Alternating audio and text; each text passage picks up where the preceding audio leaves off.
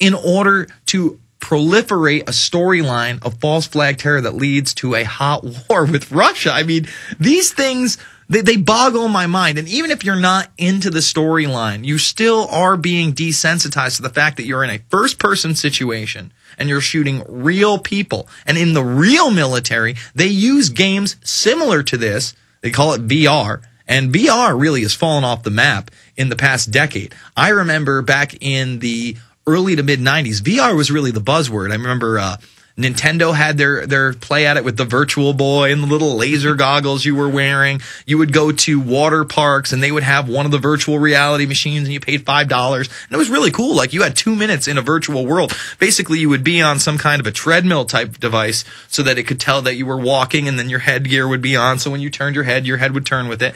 Now, you haven't seen that because most of it's been classified now, but it's being used by the military and we can only imagine how far it is when games that are in home consoles on the 360 and on the PS3 are this realistic, this lifelike. So you really have to wonder, I mean, is this the next step in training? And let's not forget, they are fully utilizing the Xbox controller now in the U.S. military to fly drones and UAVs. I mean, how crazy is that? They're recruiting the gamers to basically kill enemies, which is what gamers are. I hate to say the word trained. I feel like a hypocrite when I'm a game reviewer and I say that they're training people to kill. But in reality, with the new army, the new robotics initiatives, this is exactly what they're doing. This is a training simulation. And, absolutely. The Army had a game that they developed and released for free. It was a first-person shooter. And actually what you're about to see is the scene where they turn on the CIA operative. And by the way, you play the CIA operative. Yes. You in this level, you are the American CIA operative, and you get up to go there, and then it's boom right in the head. Exactly, and then your own people come to collect you, and the operation's complete. You've basically started a war just by taking part in that operation.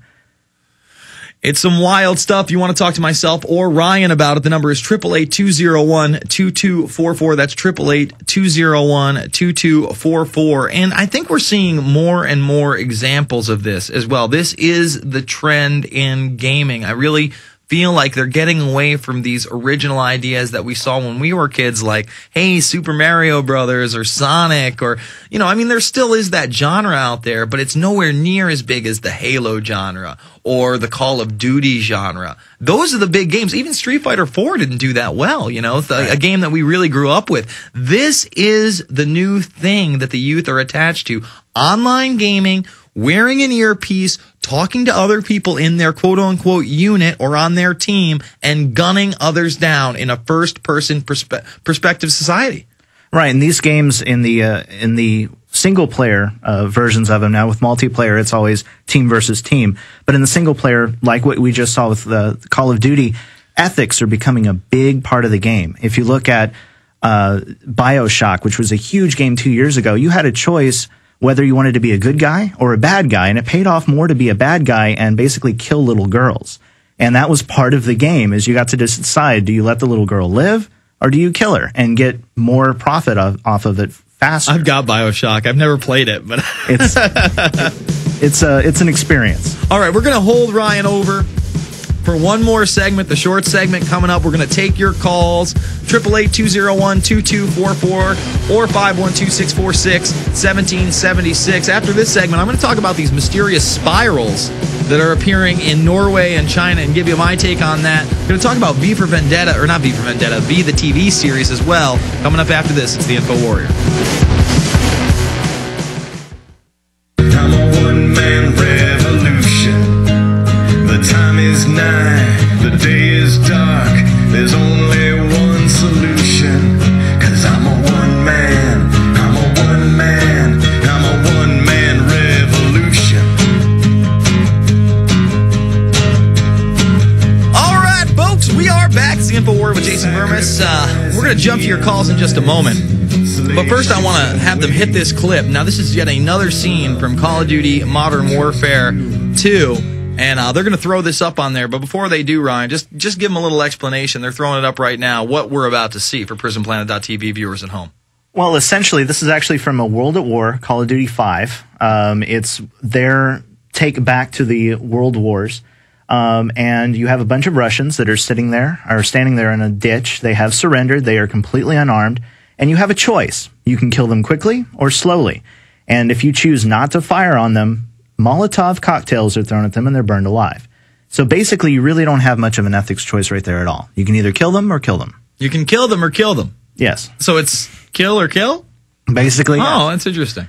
Yeah, well, it is war. It can be painful or it can be fast, but it's kill or kill. A surrendered soldier is executed. Well, I mean, that was in Saving Private Ryan. Hell of a movie, by the way. All right, let's take some calls. Mark in California. Mark, you're on the line. Yes, sir. Hey, Jason. How you doing, man? Good, man. Good. Appreciate all your work.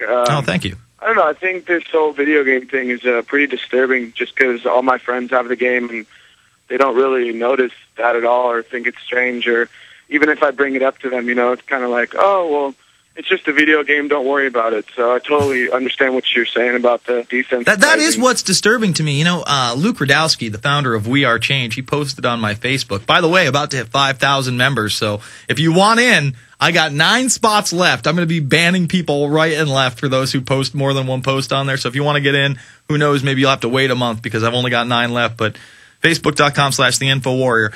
Anyway, he posted on there. He's like, man. Yeah. He was like, man, I want to play this Modern Warfare 2 so bad. It looks awesome. But, I know about the airport level and I know about the message.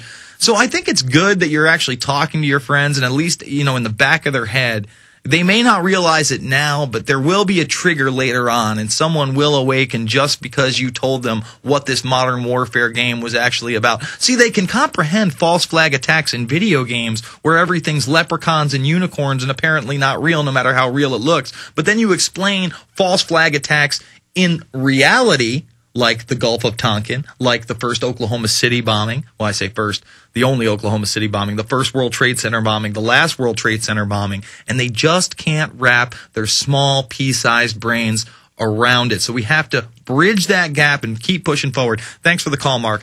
All right, let's keep going through these callers. It is 888-201-2244. Let's go to Kyle in Iowa. Kyle, you're on the line. Lord Burmis. How are you today? I'm good, Kyle. How you doing, brother? Excellent. Hey, video game guy, have you ever played a game called Red Alert 3 before? Have you, Ryan? You play a game named... Nope, he's giving me the no. He's never played Red Alert 3. Why don't you tell us about us? Okay, it's a real-time strategy game, and the latest installment, it's been out for a little while, but the latest installment has got a bunch of big names. I know you like MMA. Randy Couture's in there. Oh, really? Is one of the actors, and Jenny McCarthy and all that. Interesting thing about the introduction, essentially the storyline is you have the Allies, the Soviets, and the Empire, the Rising Sun that are all vying for power. The Soviets are about to get crushed, but they design a time machine to go back in time and kill Einstein because he was the one who gave the Allies the superior technology. Mm-hmm. Anyways, just as they're getting ready to get into their time machine to go back and do this, one of the actors, I forget his name, but it's the guy who is he was the main guy in the Rocky Horror Picture Show. Are you talking about Tim Curry? Yeah, yes. Tim Curry, sure. He plays a Russian general, mm-hmm. And just as they're getting ready to hop in the time machine, he's telling his other general that has no idea what is going on yet. He's like, "Come, General, as we create a new world order." Sorry for my bad acting, but I thought you would think that was interesting. Well, there's a whole game out there called... You guys are on the Sure, there's a whole game out there called... there's a whole game out there called Das Ex, and this is another one of those first-person shooters, and in it, again, they're trying to create a new world order, and it's the Illuminati. You look at a game called... I can't think of it off the top of my head right now, but it was Microsoft. It wasn't like Capital City. Basically, you're this black super soldier cop guy, and you just go through and kill all these people, and you're taking on rival gangs, and they're putting out a sequel to it. But at the end, he finds out that the people that were hiring him, the elitists, were really behind all of these crime syndicates, and what they were using him for was to consolidate power. So you do see this type of New World Order, Illuminati, world government structure popping up in a lot of the big popular games that are being promoted by people like Microsoft and Activision. And I'm not sure who does Activision does Call of Duty Modern Warfare too, don't they? I'm pretty sure they do. So. Yeah, I think so too. Kyle, I thank you for the call. Great points. Let's jump to Tommy in Missouri. Tommy, you're on the line. Hi, how you doing? Good, man. I like to go back to Modern Warfare 2. Sure. There's a scene in the game, late in the game, toward the end, where you're bringing it hot and heavy to the terrorist, Malikov. And you get info that's incriminating to him. And right as you're leaving that level, your soldier's wounded. You meet your general, General Shepard, at the very end of the level. He puts a bullet into both your characters, douses them with gasoline, and then he sets them on fire. What? The entire time, your own general in the army was working with the terrorist group. Oh, well, that's actually realistic, unfortunately. I mean, yeah, that's what's kind of sad.